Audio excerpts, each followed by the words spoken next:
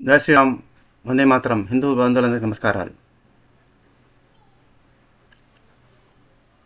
Pawan Kalyan, Andhra Pradesh deputy CM, erstwhile the great film star who has got huge following, fan following. ఇప్పటికీ ఆయన fan following ఏమాత్రం తగ్గలేదు, అందరికీ తెలిసినటువంటి వాడు. Power star in acting, power star in politics as well.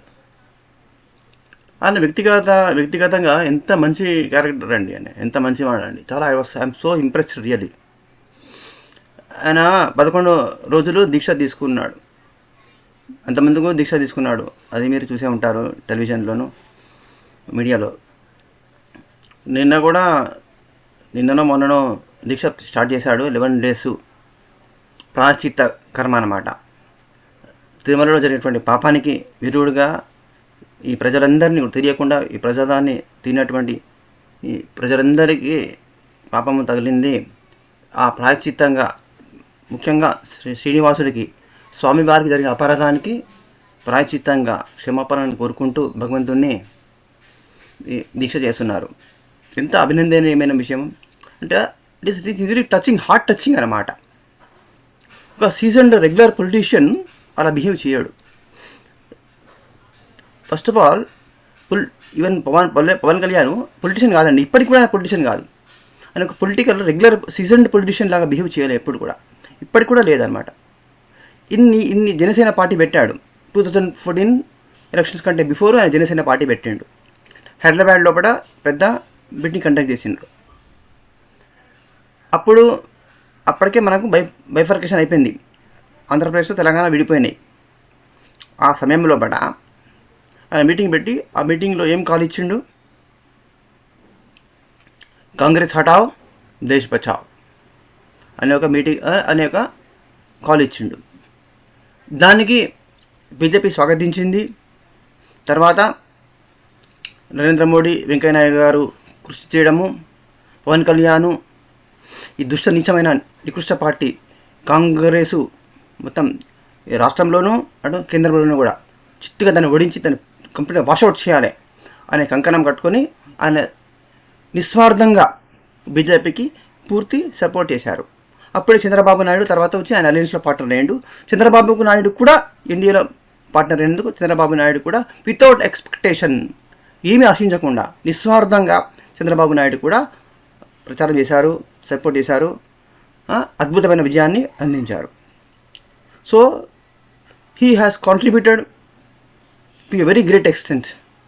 తన యొక్క శక్తి సామర్థ్యాలను, తన సమయాన్ని, తనకున్న ఫ్యాన్ ఫాలోయింగ్ను, తనకున్న గుడ్ ఇమేజ్ని అన్నింటినీ కూడా పూర్తిగా నిస్వార్థంగా ఉపయోగించి ఎన్డీఏ, ముఖ్యంగా ఈ తెలుగు రాష్ట్రాల లోపల ఘన విజయానికి ఆయన ఎంతో కృషి చేసిండు. ఆయన యొక్క కాంట్రిబ్యూషన్ ఎవరు కాదనలేరు. అందుకనే నరేంద్ర మోడీ, అమిత్ షా దగ్గర చాలా పలుకుబడి ఉంది. పవన్ కళ్యాణ్ ఏం చెప్తే అది వింటాడు మోడీ. చంద్రబాబు నాయుడును దూరం పెడతారు. చంద్రబాబు నాయుడుని ఇప్పటికి కూడా ఎన్డీఏ పార్టీ అయినప్పటికీ కూడా లెటర్ తీసుకుంటారు. ఏమైనా పని కావాలంటే అక్కడ పవన్ కళ్యాణ్ పోతే ఫోన్లో మాట్లాడితే అయిపోతుంది. అంత ఇన్ఫ్లుయెన్స్ పవన్ కళ్యాణ్కు నరేంద్ర మోడీ గారి దగ్గర ఉన్నది. It is an open secret, it's nothing new. చాలామందికి తెలిసే ఉంటుంది ఈ విషయం. మళ్ళీ మీకు తెలుసు, ఫిల్మ్ స్టార్గా ఉన్నప్పుడు జనసేన పార్టీ పెట్టిన తర్వాత కూడా 14లో పెట్టిండు. ఇప్పుడు 24 వచ్చింది, అంటే 10 years అయింది జనసేన పార్టీ పెట్టి. ఇప్పుడు ఫస్ట్ టైం ఆయన డిప్యూటీ సీఎంగా మంత్రిగా ఉన్నారు. ఇప్పుడు 10 సంవత్సరాల సుదీర్ఘ ప్రయాణం జనసేన పార్టీ రాజకీయ నాయకుడిగా, వ్యవస్థాపక అధ్యక్షుడిగా. అంతకుముందు ఫిల్మ్ స్టార్గా ఉన్నప్పుడు తర్వాత కూడా చంద్రబాబు నాయుడు ముఖ్యమంత్రి అయ్యారు. ఫస్ట్ 5 years లోపల. తర్వాత ఈ జగరాసురుడు అనే ఈ రాస్కెల్ నీచుడు 5 సంవత్సరాల పరిపాలన లోపల కూడా అనేక సార్లు ప్రకృతి ప్రళయాలు వచ్చినాయి. అప్పుడు కోట్ల రూపాయలు ఒక తుఫాన్ వస్తే 5 కోట్లు, కోటి 2 కాదు 5 కోట్లు డొనేట్ చేసిండు. అటువంటి సందర్భాలు ఎన్నో ఉన్నాయి. 2 కోట్లు, 3 కోట్లు, 5 కోట్లు, ఇట్లా ఎన్నిసార్లు చేసిండో లెక్కలేదు. అంత నిస్వార్థంగా, అంత తను సినిమా లోపల న్యాయంగా సంపాదించి, తన టాలెంట్, తనకున్న క్రేజ్తో సంపాదించినటువంటి డబ్బులను ఖర్చు పెట్టి, కోట్ల రూపాయలు ఖర్చు పెట్టి ప్రజాసేవ చేసిండు. ఏ గ్రేట్ ఫిలంథ్రపిస్ట్ అనమాట. సామాజిక సేవ చేసినటువంటి గొప్ప వ్యక్తి ఆయన. అంటే ఇప్పుడు డిప్యూటీ సీఎంగా అయిన తర్వాత కూడా ఇప్పుడు రెగ్యులర్ నేను I just want to show some difference between ఒక రెగ్యులర్ సీజన్ పొలిటీషియను, ఒక నిస్వార్థమైనటువంటి ఒక త్యాగి, ఒక కర్మయోగి. If I say Pawan Kalyan is a కర్మయోగి, don't mistake me, I'm not చెంచా. చెంచా కానీ చెంచాగిరి ఎత్తాను అనుకోండి. నా హృదయంలో నుంచి వచ్చిన మాటలు మాట్లాడుతున్నాను నేను. నరేంద్ర మోడీ మంచి పని చేసినప్పుడు మంచి పని చేసిన, నరేంద్ర మోడీ తప్పు చేసినకో నరేంద్ర మోడీ చేసింది తప్పు అంటాను నేను. నరేంద్ర మోడీ భక్తుని కాదు నేను స్వామి వివేకానందుడే నా హీరో. వివేకానందుని వేదిక నడిచేటోనికి ఎవరో సర్టిఫికేట్ అవసరం ఉండదు. తిట్టినా పట్టించుకోను, పొగిడినా పట్టించుకోను. I don't care. వేరే వాళ్ళ ఒపీనియన్స్ పట్టించుకునేది ఇచ్చడమే లేదు. ఏమైనా స్వార్థం ఉంటే కదా, ఏమైనా స్వార్థం నేను ఆశించేది ఉంటే నేను పట్టించుకోవాలి. నేను ఎవరి నుంచి ఏమీ ఆశించేది లేదు కాబట్టి నాకు ఎవరితో చింతకి ఏం అవసరం ఏముంటుంది నాకు. మై హీరో ఈజ్ స్వామి వివేకానందుడు. When death is so certain, why don't you die for a good cause అని ఒక క్వశ్చన్ చేసిండు. ఆ ఒక్క క్వశ్చన్ చాలు నన్ను కోట్ల మందిని మోటివేట్ చేసింది. వివేకానందుడు పోయి 170 సంవత్సరాలు అయిపోయింది ఈ భూమిని, ఈ ప్రపంచాన్ని పెట్టిపోయి. ఇప్పటికీ ఆయన పుస్తకాలు కోట్ల మందిని తయారు చేస్తాయి. వివేకానందుని పుస్తకాలే లేకపోతే ఇలా ఆర్ఎస్ఎస్ ప్రపంచ ప్రఖ్యాతిగాంచిన సాంఘిక సేవా సంస్థ ఎట్లా అయింది అనుకుంటున్నారు. ఈ దేశము ఇలా బీజేపీని పైకి తీసుకొచ్చి ఇలా బీజేపీ అధికారంలోకి వచ్చి నరేంద్ర మోడీ ప్రధానమంత్రి ఏంటంటే పునాది, ఫౌండేషను, స్టోన్ అక్కడ పడ్డది, వివేకానందుని పుస్తకాలు పడ్డది.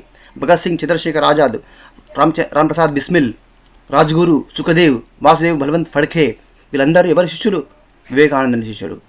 ఆయన పుస్తకాలు చదివి గన్ను పట్టినరు వాళ్ళు. ఆయన పుస్తకాలు చదివిన కాబట్టి గన్ను పట్టినరు. ఆయన పుస్తకాలు చదివిన వాళ్ళు చెక్కగాన లెక్క గాంధీ తాత వెనుక పోయినరు. అది డిఫరెన్స్. సరే, coming back to the main topic.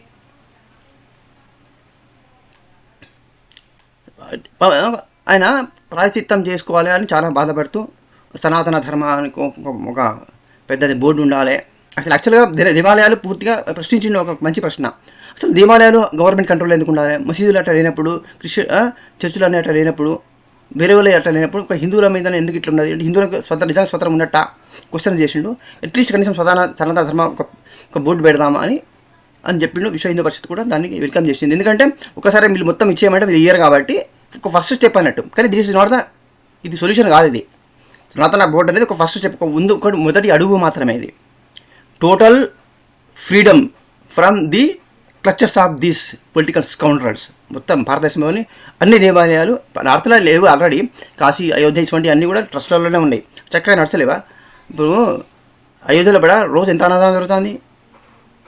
పొద్దుగా మధ్యాహ్నం రాత్రికి 3 పూటల భోజనం పెడుతున్నారు, అన్నప్రసాదం. దానికి ఎవరైనా ట్రస్ట్ చీఫ్ తెలుసా? గోవింద్ దేవ్ మహారాజ్, సన్యాసి, యతీశ్వరుడు.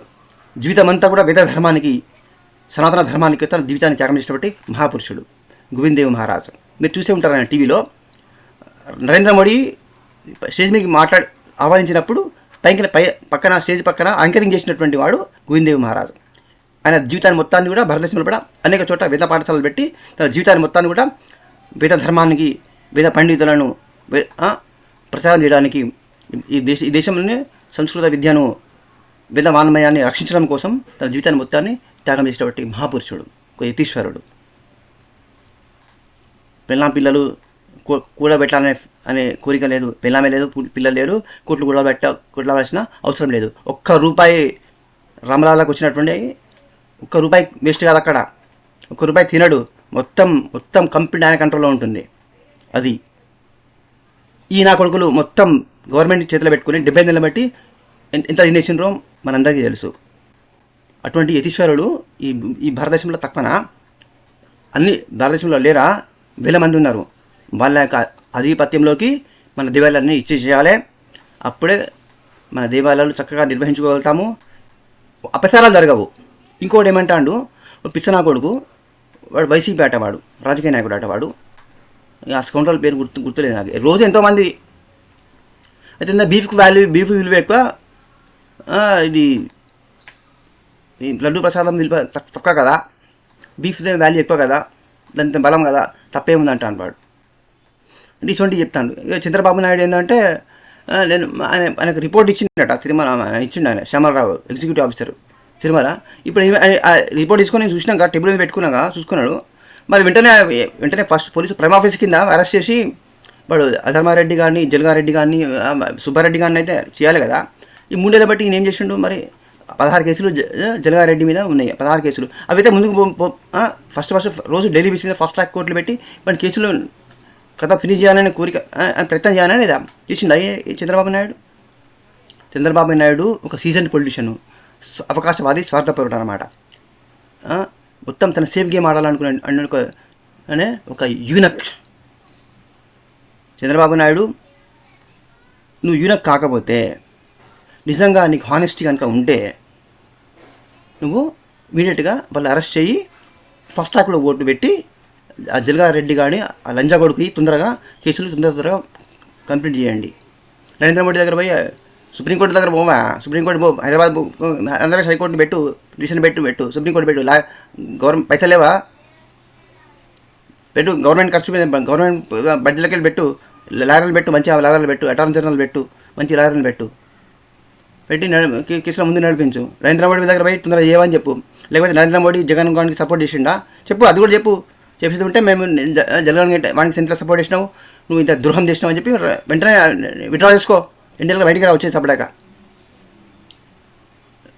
శ్రీనివాసుడే అందరికన్నా పెద్దోడు, శ్రీనివాసుని కంటే నరేంద్ర మోడీ పెద్దోడు కాదు, నువ్వు అంతకన్నా కాదు.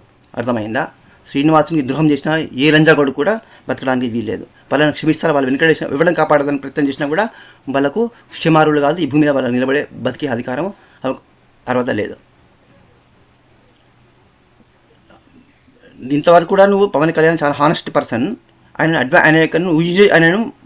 అన్ని రకాలు ఉపయోగించుకొని అడ్వాంటేజ్ తీసుకొని ఇంతవరకు నువ్వు ఇదివరకు అధికారం చలాయించడం, ఇప్పుడు కూడా నువ్వే ముఖ్యమంత్రి తీసుకున్నావు. సరే డిప్యూటీ సీఎం ఇచ్చినావు అనుకో, ఆయనకు ఇచ్చింది 10-30 సీట్లు కూడా ఇవ్వలేను, 30 కన్నా తక్కువనే ఇచ్చిన. మొత్తం 100% ఆయన ఎన్ని ఇచ్చినో 27, 28 ఎన్ని ఇచ్చినో అవన్నీ కూడా ఆయన గెలిచిండు. అయినప్పటికీ స్వార్థపరం లేనివాడు కాబట్టి ఆయన ముఖ్యంగా ఈ నీచుల నుంచి ఆంధ్రప్రదేశ్ను కాపాడాలి కాబట్టి ఆయన ఈ స్వార్థంతో ఆంధ్రప్రదేశ్ ప్రజలకు ఆయన గొప్ప మేలు చేయడం కోసమే పవన్ కళ్యాణ్ గారు ఇచ్చిన తక్కువ సీట్లను కూడా యాక్సెప్ట్ చేసిండ్రు. అది పవన్ కళ్యాణ్ యొక్క ఔదార్యము, ఇది నీ స్వార్థ గుణము. పవన్ కళ్యాణ్కు నీకు పోలికనే లేదు, ఆయన ముందు ఎందుకు కొరగాదు. చంద్రబాబు ఓన్లీ అడ్మినిస్ట్రేషన్ ఎక్స్పీరియన్స్ ఉన్నదని తప్ప otherwise what are you in front of Pawan Kalyan?